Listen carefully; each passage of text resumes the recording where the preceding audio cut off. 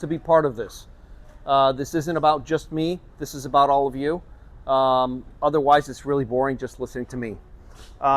Like the slide says, we're talking about the messy middle. It's that point at which things start to get a little bit uncomfortable. You may still be moving, but it doesn't feel the way it did before. And I'll take you through that. But again, this is all about you guys more than me. I want to hear from you, and I expect to hear from you. So if not, I'll call you. Let's kick it off real quick with what it means to be a leader. Now, how many people in this room feel that they are a leader? Now, let's leave it at that. How many of you feel that you're a leader? Nice. That's more hands than I expected to see. Thank you. Because a lot of people look at it and say, I'm a leader if I've got three letters before my title: CMO, CFO, CEO, COO. I'm a leader if I have a degree, if I have a master's, or if I got a degree in a science. I'm a leader if I own a company. You're a leader if you own a company, if you have a team, if you just have a group within a team. Give me some things that make up a good leader. Not necessarily stereotypical leaders like, oh, the smartest person, the tallest person, the most handsome person. Not me, obviously. Give me some of the things. A good vision. Good vision. Okay. How do they convey that vision? Quietly? They sell it. Okay. So vision, sales, communication, honesty. Hold on, I got both of you at the same time.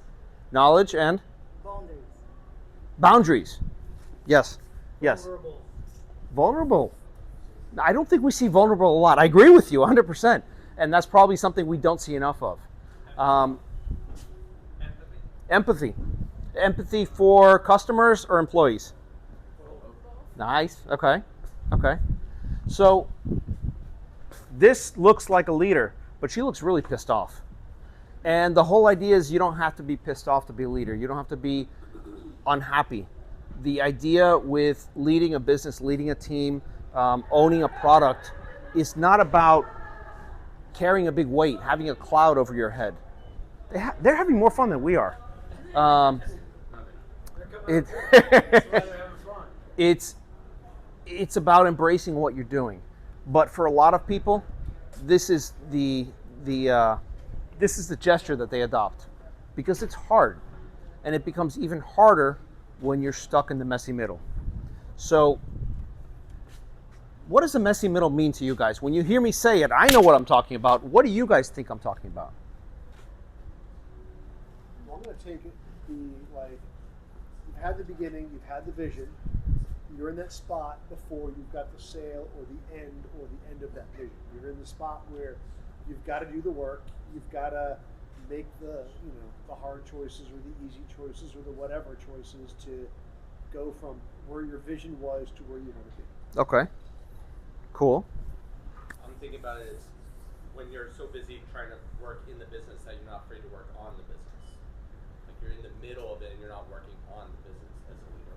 Yeah, and I'll tell you, a lot of people get sucked into working on the business full time, and they're not actually leading anymore. They're just keeping the lights on. They're just putting out fires. Anyone else? Things aren't working the way they're supposed to. Things aren't working the way they're supposed to. How are they supposed to work? Well, you sold them a bag of goods. Okay. And now it's time to produce, and it's just not coming together. So the employees that you hired, that you are counting on to actually keep things going, keep the lights on, keep things rolling forward, keep customers coming in the door, keep customers happy, aren't delivering on that.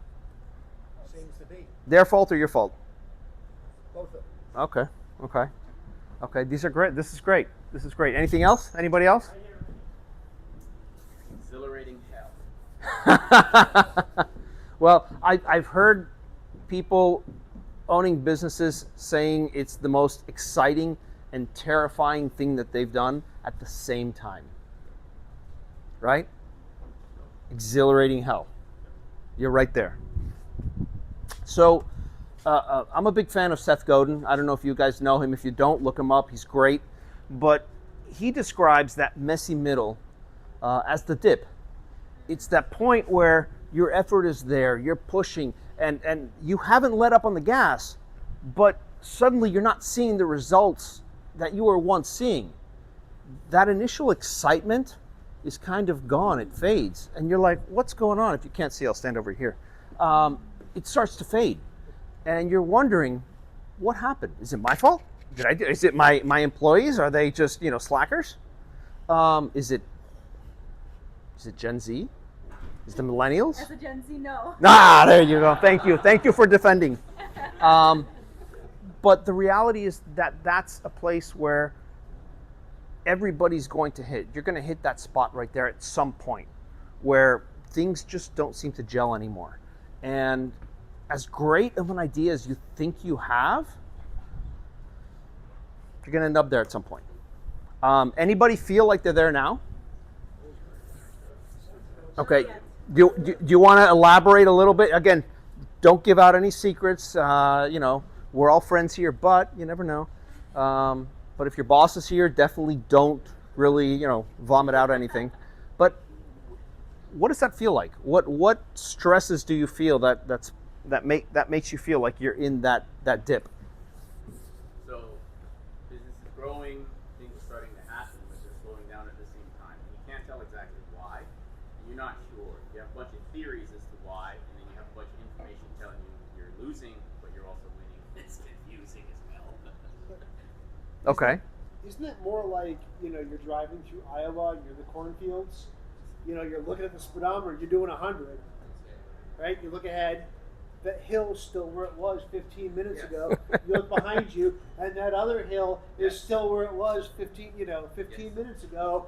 That's and right. half hour later, you're still doing 100. That hill hasn't moved, and neither has behind you. Like, am I actually going anywhere? That's right. Anyone else? I think it's like a slump, but you're not like wasting time during that slump. It's like horsepower torque. You're building your steam and you're moving forward. It's a slow burn, and then you're on the verge of something great, which will be explosive. And I think I've got a lot of current things in the pipeline that I know I'm just waiting to reap a success. Things like I'm looking at the effort. There's the curve. That's the future. Well, there's two ways to look at that. You've gotten to that point and things have slowed down. You feel like you're in the muck. But so this is the point where you're losing your momentum. But this is also the point where you're kind of rebuilding and you're getting ready for that climb. So there's really two ways to look at that. And Seth is really good about sharing that this is the point where you either decide that you're going to go forward or just give up. It's okay if you give up and move on to something else and change, because that's part of life. You didn't make every decision. It's not the right one or the best one or the one that worked out. It was the decision you made. So if you decide to go somewhere else, that's okay. But you also have the option to move forward and build. And let's talk about somebody who did that, or a company that did that. Do any of you guys know of bourbon? Not the drink. The drink is great. I don't see enough of them out here, but anybody? Okay. So the bourbon app, yes. The bourbon app it's a clunky little app. It did, location sharing. It did social gaming, photo sharing with filters, and it was great, but it wasn't, because it did a lot of things, but nothing really well. So people tried it out and they said, "Oh, this is nice. Thank you. Next." And it just wasn't getting any traction. And the founders are struggling. What happened? Did I do something? Okay, good. Founders are struggling, wondering what the hell happened? What's going on? As they looked at their data and they looked at their users, what do they find? The people that are still using bourbon are really just using one feature. They're using the photos. They're using these filters that bourbon includes that make photos look better. Now, this is early days of iPhone, so the pictures, they're great, but they don't look that That's fantastic. Bourbon made them look better. So they made the really tough decision of saying, we're going to burn everything else down and focus everything on this photo sharing. That's all we're going to do. We're going to share your photos and they're going to look great. Within 2 months, they had 1 million users on the platform. Within a year, they had 10 million. 18 months later, Instagram was bought by Facebook for $1 billion. Instagram. Started as bourbon. So, what you're doing in your company, whether you're a tech company, whether you provide a service, whether you build widgets, if you were to strip down all the things that your customers don't care about, what's left? What's the one thing that you guys do really, really well that you could build a business on? That's a question for you guys, unless you have a boss out here who's gonna, get mad at you for saying something. But what would it be? What's the one thing you would strip it down to? What do your customers love about what you do? And if you don't know, that's okay. This is a great time to say, I don't know, Because and I care. I gotta find out. What's that? Because we care. Because you care. What do you mean you care? Our customers appreciate that we don't treat them like a number. Okay, but you make them feel good, you call them up? Give them results. Okay, what kind of results? First page on Google. First page on Google. Okay, so you do Found on search. AI platforms. Okay. So you get them the attention that they're looking for. Yes. Yes? And you do that well. Yes. Okay. Is there anything else that you guys do? Web design. Okay. Is there anything that's keeping you, and you don't have to answer this, but is there anything that's keeping you from dropping everything else you do and focusing just on what you do really, really well and makes them love you? That's what that's what we want to think about, because that's what made a big difference for these guys. It wasn't the fact that they did all these cool things and they built a cool app. It was the fact that they were paying attention to what people actually wanted to use, what people loved about their product.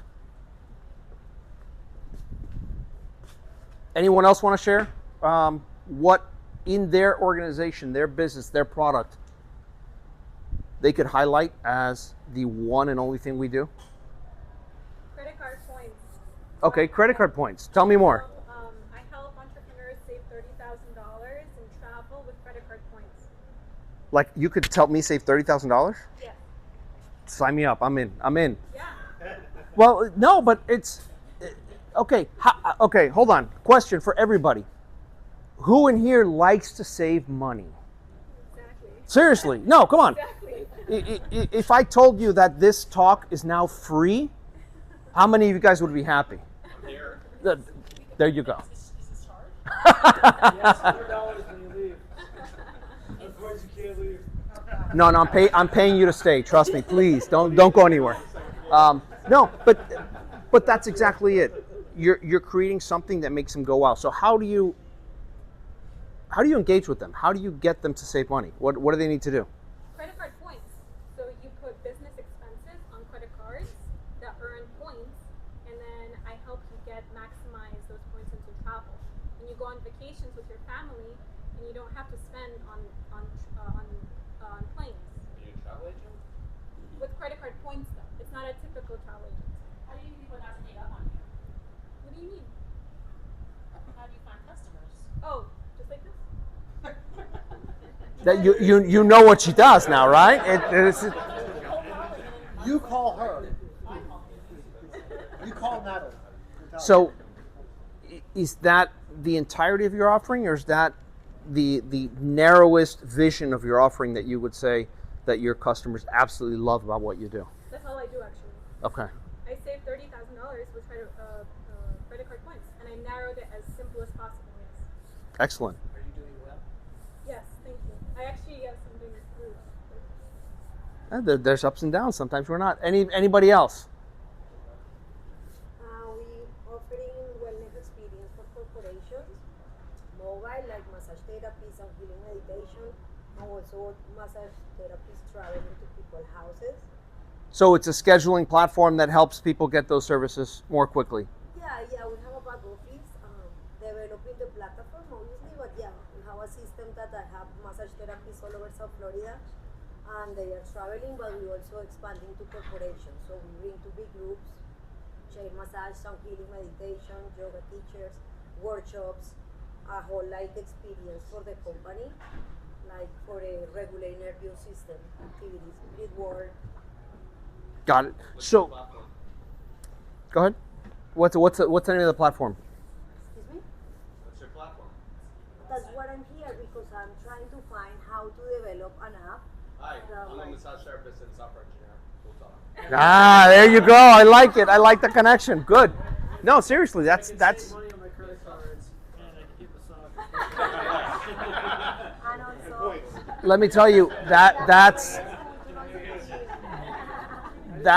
those connections are the importance of community. Seriously, that's one of the reasons why we're here and we're doing it in this format, so that we all know what everyone else does. There's something back there. Yes. Yeah, say from a focal point, we help customers, other SaaS companies predict and prevent churn before it happens. Predict and prevent. Customer churn. Okay, churn. Okay, before it happens. Nice. Nice. So is that a narrow view of your offering, or is that the entirety of the offering? Narrow view. Okay, exactly. So that's what we're looking for, guys. What do your clients love about your business? Let me think. Where am I? You guys threw me off with all these ideas. Bourbon sold for $1 million. Ah, yes, bourbon sold. Thank you. It's an expensive bottle. You know what? But I think they have a hell of a party after that. So, at the end of the day, that messy middle is where we look at our platforms and we decide, is this really what we wanted to sell? Is this what we've got to strip down? Is this, where's my future? Where's my path? And that's going to tie us into the structures that we build around these offerings that we create. I would argue a little though. It's not Please. necessarily about what you want to sell. It's about what your customers want to buy that you're offering. Okay, go Because more. let's say bourbon was they wanted to be the photo album, all the other stuff except the photos, and then they found out everybody wanted the photos. They could have made a choice and doubled down and done everything else, but they listened to their customers and did the photos, and then made a fortune. So it's not necessarily about what you want to sell. It's looking at your offerings that you have and be like, oh yeah, we do that too. But realizing we do that too should be, this is the only thing we do. Kind of like Apple. We make great hardware. But yes, I agree with you 100%. How do you figure out what your customers really want from you? Listen to them. How? How do you listen to them? Look at your metrics. Their pain points. Where are they? Well, you can look at their pain points, but you can also look at, like, if you look at what Apple did, they started with the why. They said, we take, put 100 songs or 1,000 songs in your pocket, right? They took all the tech out of tech and said, this is what we do. And everyone else is like, oh my God, 1,000 songs. Meanwhile, everyone else is like, oh, we've got, a gigabyte and, this bit rate and that bit rate. And people didn't care. They just wanted to know how many songs they put in there. Right. So they're changing on what the value is, what the customer. Understanding just by asking questions and listening to how people are talking about you, what people are asking about you, what your metrics show. If their metrics are showing, they're doubling down on everything except photos, and they look at their usage stats, and the only thing people are using is the photos, then they should be going back and like, okay, well, let's put some more money in the photos. Let's cut this other stuff and move over here. You can look, if you've got apps, you should have good logging, and you should be able to tell what people are using. What if I don't have good logging? What if I don't have metrics? What if I haven't built that in? And as I was building this, I built it so fast because I was so excited that I really didn't put in that instrumentation to know. Add some. Talk to your customers. Put up create a customer forum or a customer focus group and say, hey, What features would you guys want to have us develop next? You see, you fall into my trap. Thank you. No. So I agree with everything you're saying. That's the direction that you want to go, but there's one big caveat. You don't necessarily have to listen to them. No, it's not that. It's not that. I think we should listen to our customers, but there's a big importance in what we actually ask our customers. And there's a book, if you haven't read it, it's a great book. It's called The Mom Test. And the premise behind this book, I'm going to give it away. It's not a mystery or thriller, so don't worry. But your mom is always going to tell you what you want to hear. She wants to make you feel good. She's going to prop you up. But guess what? Well, okay, in most cases, okay? Maybe not all, okay? There's some families that are a little more delicate here. You're not wearing that outfit Oh my God, those shoes have holes in them. But the reality is that a lot of people will also do the same for you. So when you ask them, what do you think of my product that I built and I've been working so hard on this, they're going to tell you what you want to hear. They're going to say, oh yeah, I think it's great. Oh, it's fantastic. I think everybody wants to buy it. Will you buy it? Well, I don't know. How much is it? Well, we'll see. It's about asking the right questions. It's not about your product. It's not about how much they like your product and how much they think your features are worth or how valuable they are to them. It's asking them exactly what you're saying about their problems. What itch do you need scratched? How much trouble have you had with an accounting platform? Don't go there. Don't go there. When was the last time that you enjoyed doing your books? Booking a trip with points. Anything that is a problem. That's what you're solving. That's what a successful product looks like. Not that great idea you had, frankly. There was another comment over here. Thank you. That was fantastic, Mitt. Yes? Just doubling down on what he's saying. I think what you need to be doing is, even if you don't have the data, you got to follow the data. You got to follow the math. And that's, as the leader, that's going to be rough. Because for them, that's not what they wanted to do. No. They needed to pull back and say, what actually are we making money from? And when they looked at that, they had the hard decision. Do we lose, give up on what we're trying to do, or do we follow the data? 9 times out of 10, you want to follow the data. Not just blindly, but you have to be smart about it. Did you lose or did you pivot? Did you lose or did you pivot? Or was pivot just a nice way of saying losing? Pivot, No. well, you have to figure out. But that basically that's what the leader needs to do. He's got to sit down, or she has to sit down and decide, what is the numbers telling me? Oh, that sucks. I really wanted to be good at this, but you're not. You are, but you're not. So follow the money. Follow what is actually giving you the feedback. Where are you making it? So where's revenue? What's driving revenue? The numbers, like you said, because that's what you need to follow. Everything else is smoke, mirrors, and your feelings. It doesn't matter. And then don't forget to look at Pareto's law. 80-20. 80-20, which isn't always 80-20. Could be 95-1. One thing in your app could be doing 95% of engagement. Absolutely. And that may drive your pivot. So have any of you had situations where you found that golden nugget, you found what people were really interested in, and that changed your perspective? Anybody? Or you're just all like very methodical and it all worked out the way you planned? Because I know my life was like this. I don't know about you guys. Just ups and downs, those swirly backs. No, I avoid the swirlies. Those scared me. But the idea is exactly what Mitt is leaning on, is you talk to your clients. You find out what your clients, your customers, that public really loves. That's what you're trying to do. You're trying to excite them. And if what you're doing doesn't excite them, if you talk to your customers and they don't have excitement in their voice, there's a problem. What are they telling other people? That's the true excitement. Net Promoter Score. Yeah. You know, the basis of Net Promoter Score is very simple. Would you recommend X to someone else. That's important. Okay, that's the first really tenet of what I wanted to cover, which is, NPS. Not NPS, excuse me. She threw me off. PMF, product market fit. You need to know that what you're building is for the right customer.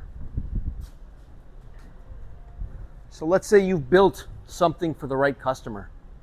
Let me get out of your way. You've built it for the right customer. You're growing. You're seeing things change. You're seeing your teams grow. Customers seem to love what you do. But take a step back. When they planted this tree, they didn't put this hand that's holding that branch. That wasn't there. That represents a system, a structure that was later added as the tree grew. This tree would not be standing up if it weren't for that system and that structure in there. So early on, we've got hustle. We've got hustle, and that's the way the magic happens. That's what gets us over that hump at the beginning.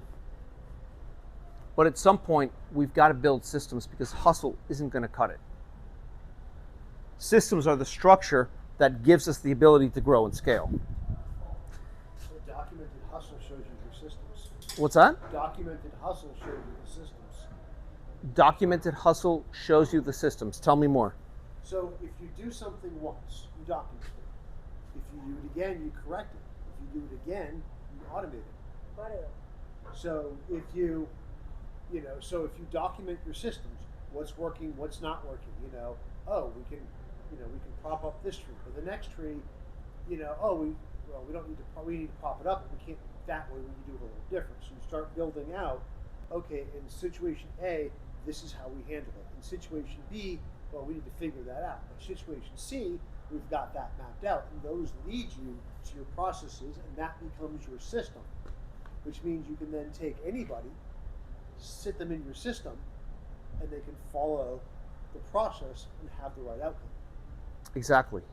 And that structure that you're building there supports your growth so that you don't have 50 people reporting to one CEO. You have 45 people reporting to a mid-level who then report to the CEO, who can be responsible for the vision of the organization. That vision is key, super important, but it's not just a business concept.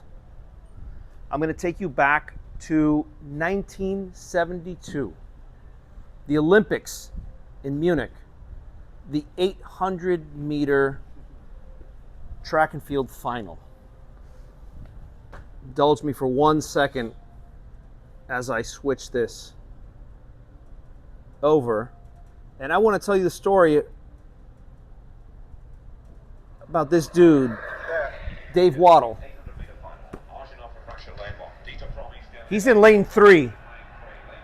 Okay, he's the guy with the hat. So for anybody who's not familiar with the 800 meter, that's twice around the track, 2 times. Okay? Our boy Dave is not doing very well. Okay? Going for a last place finish. At this point, rounding that corner, even the cameraman has lost interest in this guy.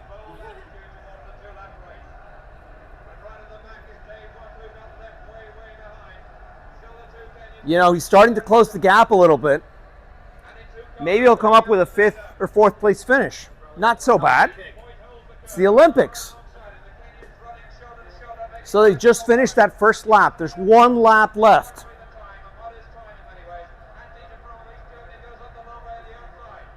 Now these 2 guys up front, they're looking pretty good. They're feeling good about their race for now.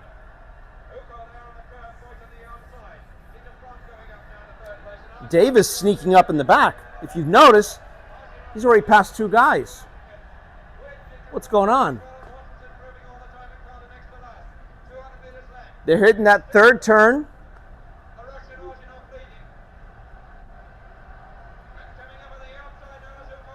Look at Dave. He's kicking it.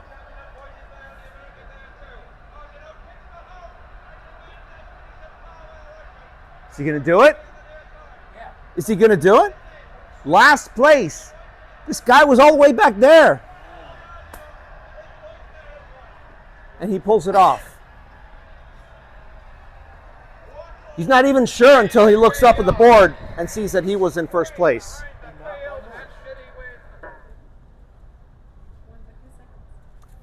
So what happened? Did anybody see him put a cape on? Did he have a magic cap? Because I didn't see anybody else running with a cap. What's the secret? Drugs. Drugs? No, okay, no, it's valid. Valid, but no. Pace. Pace. What? Tell me more. What do you mean pace? It's 800 is, for most of us, would be a distance run. Would be time. Maybe not really time, but you have to pace yourself so you don't burn out the first lap. So you can go hard the whole first lap if you wanted to, and then you'd have to struggle to keep up. Or you can pace yourself, know where you need to be, and then in the second lap, just pour all the energy in there and pass everybody else. So I like the way you're thinking. I did not pay him to be here, just so everybody knows. But you're pretty close. You know, this was not Dave's first rodeo. He's been running for a long time. He's in the Olympics, for God's sake. But he gets there, and he's been training for this. He's got his system in place of how he's going to run a race like this. They all do. Except he's the only one who stuck with it. And when they interviewed him after the race, they asked him what happened. He said, they all took off too fast. That wasn't a race pace. That was too fast. He just ran his race. He didn't blink. Even though they were way ahead of him, last place. Come on, demoralizing. Oh, stop and go home. He kept going. He kept doing what he knew he had to do to execute his plan. So when all these guys got gassed, he's in good shape. He was doing exactly what he had planned. That's the system that he had in place. You saw that. The second place guy passed out on the line. Yeah. You know, you can't blame them. They're excited. This is the Olympics. This is their big shot. This is their chance on the stage. There's another shiny object that AI just brought up. There's another one. The AI is going to change the world. It's going to change every single industry. Should I be doing that, or maybe that, or that? Do I need to focus on this? Does anybody feel like they're pretty much there right now? So, surprises come in all shapes and sizes. They can be good surprises, they can be bad surprises. So, let's talk about a good surprise. Gee, an influencer comes and endorses your product. You didn't even know it. Are you ready for that? Is that going to crash your servers? Can you produce enough product to satisfy the demand? I don't know. That could bring down the company. In SaaS. That's part of preparing. That's part of having a system that's going to be ready for something like that. What about a bad surprise? There's something wrong with your product. There's something wrong with your offering. Somebody gets hurt. Somebody doesn't like you. How are you handling that? What is the system that you have in place to handle surprises, good or bad? That's a question. Give me some answers. Happy hour. Happy hour? Okay, that delays the pain. Got it. Quality. Okay, tell me more. Immense focus on quality work, whatever it is that you do. Okay. You got to be agile. So You just don't know. I mean, you're bringing up some situations where I bet a lot of these successful companies, in some cases, something happened that they really hadn't planned on. You know, and it just took off, and they had to scramble. Fortunately, they scrambled and found the right solution. You can scale appropriately too. You know, look how Facebook came out. In order to become Facebook, you had to be in the right college, and they expanded to the next college, and you had to be in that group. Look how a lot of things come out. It's like, you know, join our wait list. Tell us you want to be on it. You'll get an invite. Or, you know, once you get in there, you get 5 invites. You can send those to people. And then after they've been on for a while, they get a couple invites to send out. You know, if you can't scale, you know, from 0 to 100, plan your scale. So how fast can we scale? Let's make it a wait list. Let's make it something exclusive, and let's make it so that after you've used it for a while, we'll give you some, and then your people can use it, and they can scale for us. So that's a situation where they were able to plan their capacity and even throttle their capacity. So they're promoting the shit out of it, but at any point they can go pull it back and stay in control. Or as you get more money, you can let, if you can only let 10 people in a day, and then you get, VC money, you can make 1,000 people a day. But if you don't have the wait list, then you're trying to find the customers. But if you've got the customers, you've got a planned growth, then you can very easily, okay, we're going to have these customers in. After 15 days, we're going to have the money from the advertising from them. That'll pay for the next round of stuff, and you can move it forward. But so growth can be really exciting. it can be very expensive too. It can be very expensive. It can be dangerous. It can be dangerous for an organization if you're not ready for it. If you haven't planned on what you're going to do when they push your capacity or when that bad news comes out. So, how? Well, you may ask the question, but how is everyone else preparing for this? What have you got in place? Have you done any red teaming exercises where you simulate? It could be a cyber attack, or it could be just going through the roof. Suddenly somebody discovers what you guys do, and it's amazing, and everybody wants a piece. What are you going to do? How are you going to handle it? Do any of you guys do that today? Or can you share what you do today? So I pick partners I know can scale with me, including price, so that they start low, and then for instance, I like Heroku for a platform as a service where if I have 100 users, I can always just push a button and then scale to the next capacity as needed. Got it. I plan for growth based on the partners I choose.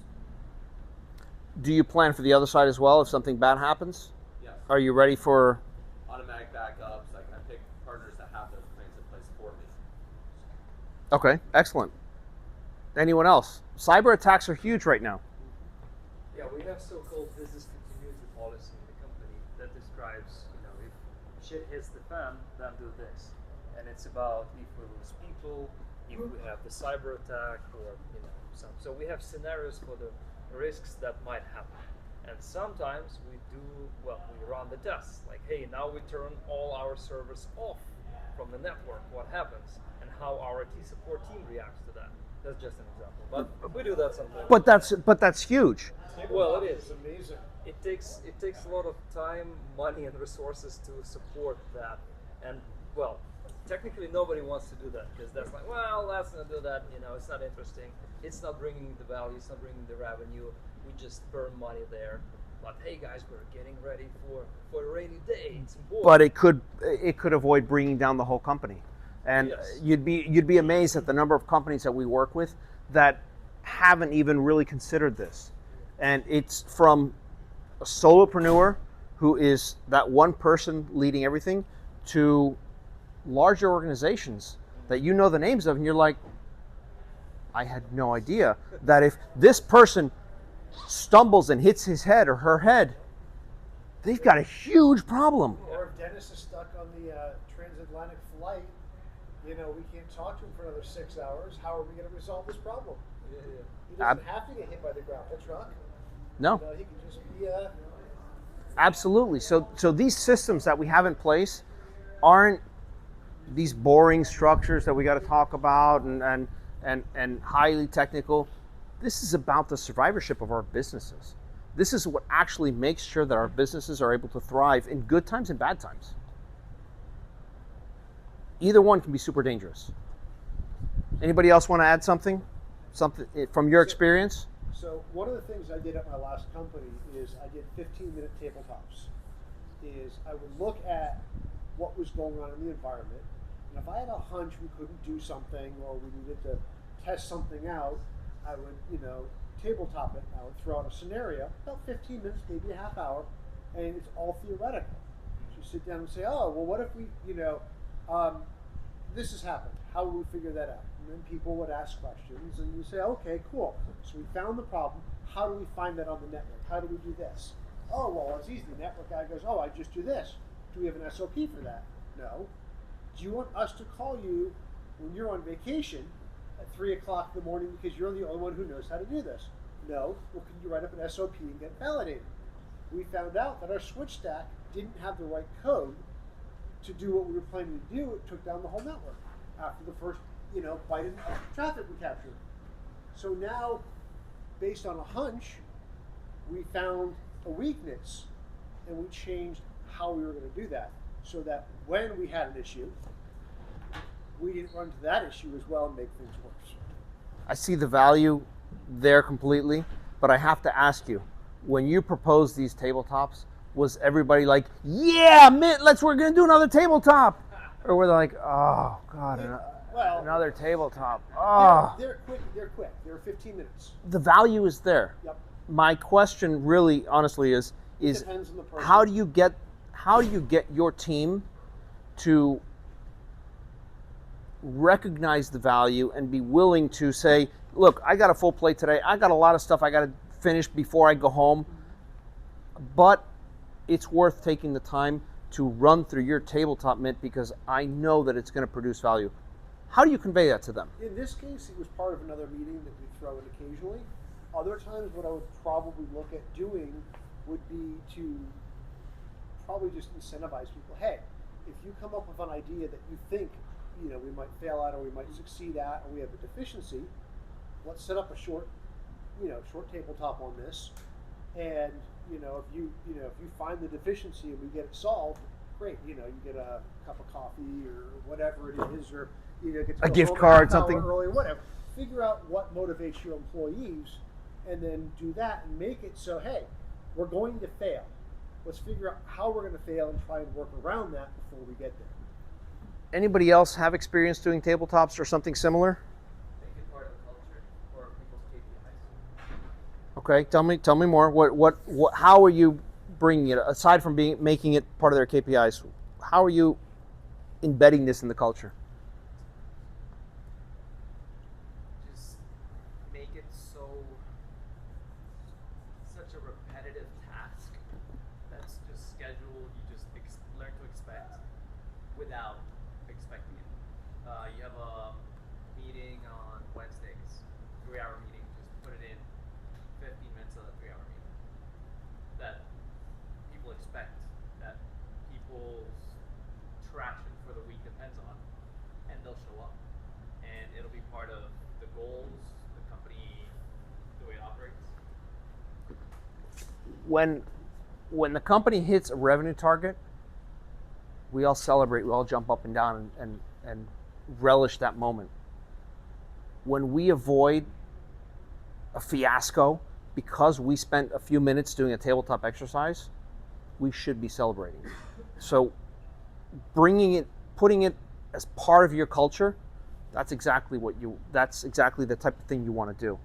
Let's not just prepare, but we're going to celebrate when we prepared effectively, when we actually made a difference in the organization, when we all have jobs to go to tomorrow because the company didn't burn down. And I think the other thing to celebrate too is not being the one guy or the one gal that can fix the problem. Make it so you don't have to be that person. Make it so your entire team is stronger. Yeah, maybe I handle the networking day to day, but you know what? At 3 o'clock in the morning, if you're the one on call, you know how to do it. It may take you a half hour versus my 5 minutes. You got it done.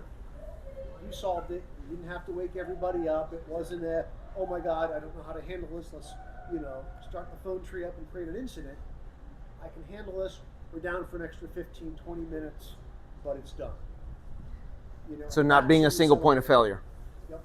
So let me take us into the next thing because I realize we're going way longer than I thought. I want to bring AI into the conversation. Surprise! If any of you haven't heard of AI, I'm sorry to hear your job has been eliminated, but it's not coming, it's here. It will change, not everything, it's going to change a lot of things. We're going to do a lot of things differently. But as leaders, we need to understand how we are facing AI, what our relationship is with AI. What do I mean by that? So, actually, I didn't even advance a slide. Sorry, I'm slacking. AI generated. Jane comes in. with an analysis that she was asked to put together. She's one of your colleagues. Beautiful, well done, great metrics, polished, and you look at it and you're like, she did this with AI. Do you look down on Jane because she did this with AI? You're like, oh, clearly Jane doesn't know what she's doing, so she used AI. Or do you look at Jane and say, wow, what a go-getter. She really was super efficient and made sure she went deep in this and got all the knowledge she could possibly find to build this. Seriously, what do you guys do today? Depends on the result. Sometimes people bring you shit and you know... It's a great analysis. It looks beautiful though. Well, I use that stuff a lot and I see that, hey, you brought me the pure raw result of ChatGPT with zero thoughts, with zero verification from your side. I don't want that. But sometimes I see the document, well, it's built 80% as ChatGPT, but it's on point, and that's exactly what I need, and as a result, that's great.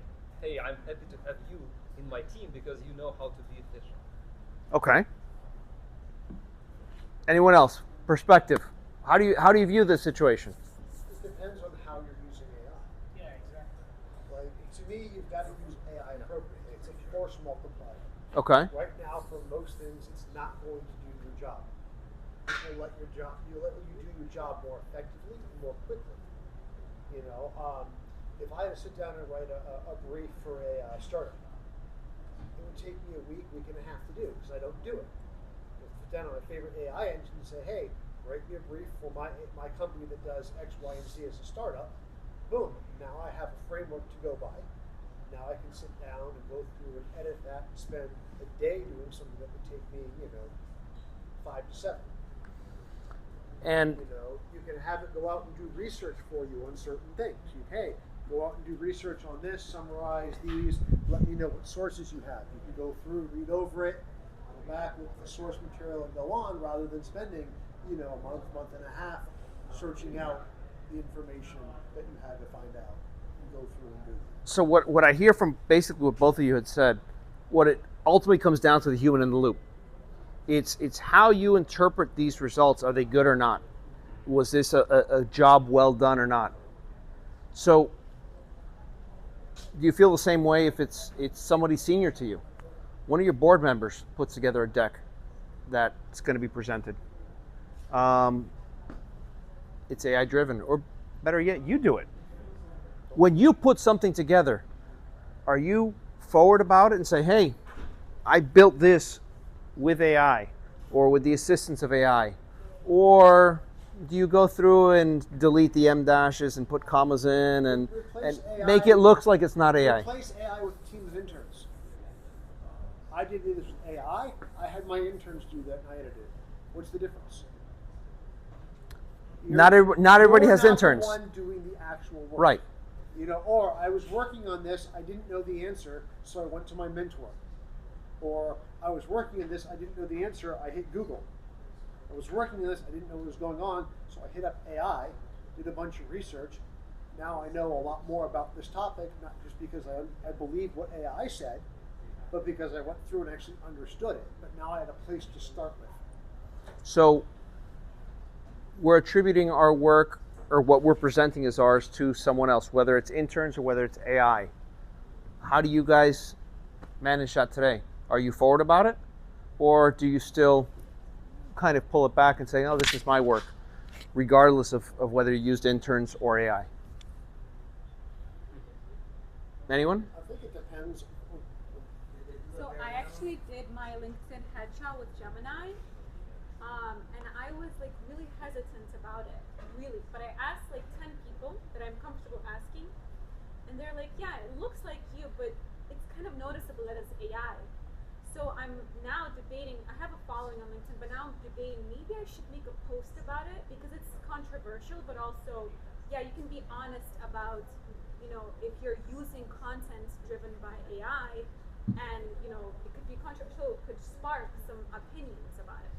But that's just me. You can check out my LinkedIn headshot. It's pretty, it's nice, but it's Gemini.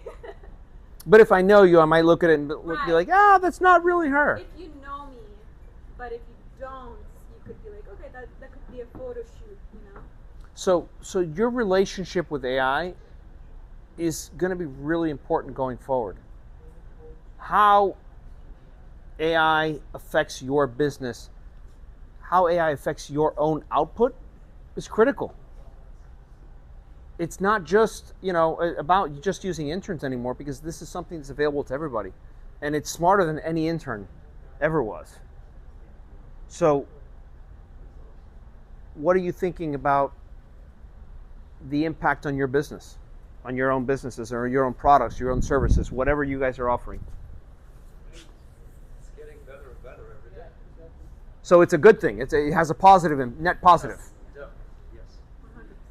I listened to a couple of different podcasts on AI, and one of them is like Everyday AI, and they go through AI all the time. And one of the guys like, hey, with this program here, you can go out and have it create, short product videos on whatever product, because it's not going to replace a marketing team for your, Nike commercial, but it means you can create the marketing you need internally to sell your idea.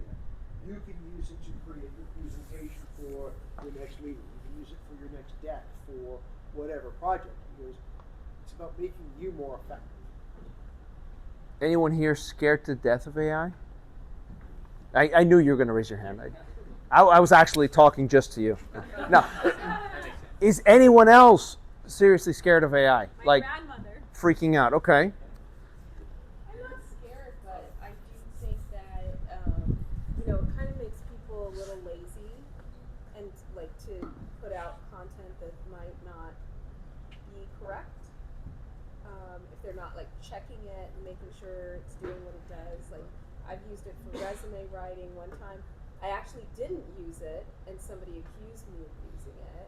So I was like, okay, that's interesting. Wow. And they were like, oh, you must have used AI to do this. And I was like, absolutely, I did not, because You were just like, I'm that good. I'm that good. I tried to use AI, and it didn't make any sense, so I ended up writing it anyways. And then she was like, I think you used AI. I want somebody who can write it the way. She didn't like it. So that was her way of saying she didn't like it. She thought it was AI. But I feel like that, like, it does make people lazy, because it does push out so much information. Like, you can ask it a question and it give you 10 paragraphs, and it's super easy to cut and paste and say, But like, the same thing from Google. You can still Google a topic, go find an article, copy and paste out of there. And that can still be a lot. Yeah. You know, so the but Wikipedia. But Go. Yeah, yes. That's what I see. No, that's all great. Just for perspective, I am a software engineer, which means I'm paid to automate stuff, and I've been doing that for 20 plus years. I'm fucking terrified. Just so I put things in perspective, and that's mostly because there's a lot of people. It's exciting right now, but there are swathes of jobs that we no longer need. So, job security is not the problem. what? Say again? I'm in software as well. I studied computer science. Yep. And I'm not afraid of AI. Oh, Only thank problem is, Right. an idea, only problem is next generation is going to be dumber than us, because they are not using their brains anymore. because they're not being taught how to use AI. That is correct. They're not being taught. The schools are all like, you can't use it. But the problem is you can't use it. No, you need to use it. You need to sit down and say, hey, I just read Romeo and Juliet. Help me write an outline for this. I agree with that. Okay, here's I've written it. Can you go over it and tell me what I've missed? Yeah. I agree with that. Versus, hey, I've done Romeo and Juliet. Make me a 3-page assignment for this so I can turn it in tomorrow because I'm lazy and I'm not even going to bother checking this. Tool, yeah. So- no, the last thing I would say is I agree 100% with that. And what you should be doing is looking at it as the most hypercharged power tool that there is. So, but at the same time, it is still going to wipe out things that humanity is not ready for this. It's just not. it's gonna change things. Absolutely. So,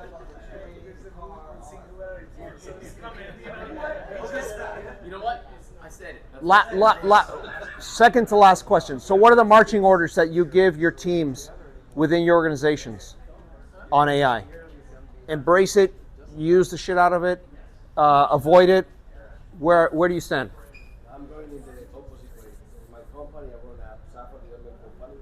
basically the most valuable asset for me right now is the people able to maintain all legacy systems. Because AI, I can use it for trying to modernize the system, but if you want to look for a software engineer able to solve anything in AS400 RPG, for example, you're not going to find it. You're looking for somebody able to run code, and it sounds like a joke, but there are a lot of companies still running on those kind of jobs. But for how long would you need the legacy systems for? For how long? Until the company Forever? Nobody imagined that they would still be around today, and they still are. Yeah, for me it's like from the 70s. Yeah, for me it's like is that things that They still have They mainframes. still exist. They still use. Yeah, IRS was running on COBOL. Yep. correct. And for me it's like the things that nobody wants to touch. There are a lot of companies still running with it. So A lot of companies don't want to touch it because so I'm trying to run in the opposite way. it's slow, but it works, and they know the results. Right. They Same, don't- same way people are using on-prem instead of cloud because like Correct. you don't want to go to cloud. government, yeah. So let me wrap this up before they pull the cane out and yank me off stage. We've gone through looking at product market fit, building systems, our relationship with AI. These are all elements that define what our organizations are going to look like tomorrow.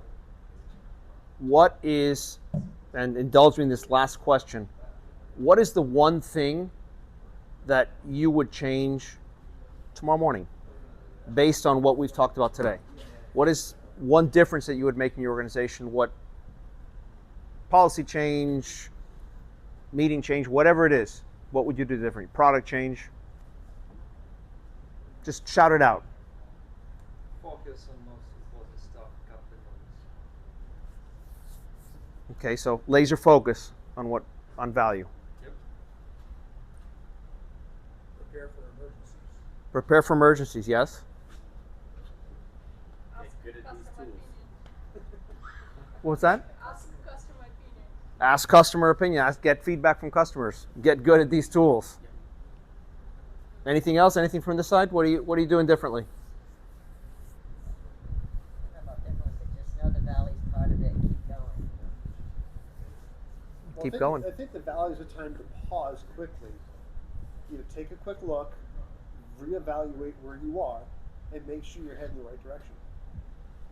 So I said it earlier, and that's that dip, that messy middle is where we lose momentum, but that's where we rebuild and regain strength to move forward. I have something to add. Yes, please. There was a point where you said listen to your data, product market fit, and have a little bit of a different opinion on that. Please. And I do believe it's important to hear your data and look for that wherever it is the market is taking you. Follow that direction. But at some point, you need to exercise your own control. You have free will on the places that you go. And when we look at this handshake, between the last image of the AI and the human, we're clearly just getting vibrated into this alien future. I think we need to exert a little bit greater control over where we're headed, and not let us be the tail that wags the dog, or the expression. So it's about not chasing after every shiny object that comes our way. Yeah, taking control of our driver's seat, like you said, choosing your own direction. I think that's very important. Yeah, and it's critical. We've kind of looked at both sides of that. One, listening to the customer. Two, having structures and systems that guide us and keep us focused. It's not about putting your head in the sand and saying, I'm going to do things the way I plan them out because that's the only way I can do them. We've got to have that flexibility. Knowing when to use which is important. Do we pivot or do we stay the course? I don't have the answer for that. That's all I've got for you. Thank you guys. I appreciate you. I appreciate you being part of this. Thanks everybody for coming out. Thank you so much for presenting. It's been wonderful. We've gotten great feedback. My pleasure. No. So make sure to thank Gaston as you walk out.